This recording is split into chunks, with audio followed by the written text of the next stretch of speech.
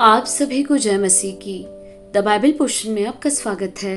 हमारा आज का वचन है पहला शमूएल चौथा अध्याय वचन 1 से 11।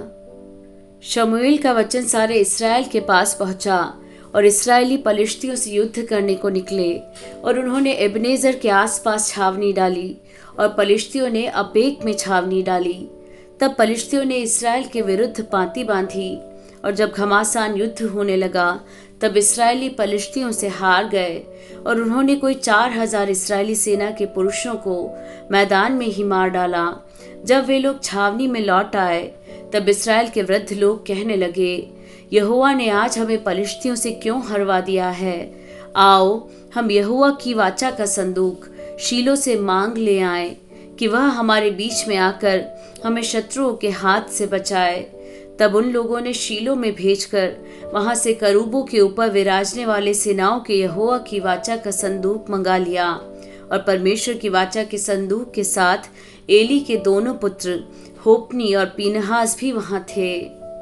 जब यहोवा की वाचा का संदूक छावनी में पहुंचा तब सारे इस्राएली इतने बल से ललकार उठे कि भूमि गूंज उठी। इस ललकार का शब्द सुनकर पलिश्तियों ने पूछा, इब्रियों की छावनी में ऐसी बड़ी ललकार का क्या कारण है? तब उन्होंने जान लिया कि यहोवा का संदूक छावनी में आया है। तब पलिश्ती डर कर कहने लगे, उस छावनी में परमेश्वर आ गया है। फिर उन्होंने कहा, हाय, हम पर ऐसी बात पहले नहीं हुई थी। हाय, ऐसे महाप्रतापी देवताओं के हाथ से हमको कौन बचाएगा? ये तो वे ही देवता हैं जिन्होंने मिस्रियों पर जंगल में सब प्रकार की विपत्तियां डाली थी। हे पलिश्तियों, तुम हिया बांधो और पुरुषार्थ जगाओ। कहीं ऐसा न हो कि जैसे इब्री तुम्हारे अधीन हो गए वैसे तुम भी उनके अधीन हो जाओ। पुरुषार्थ करके संग्राम करो।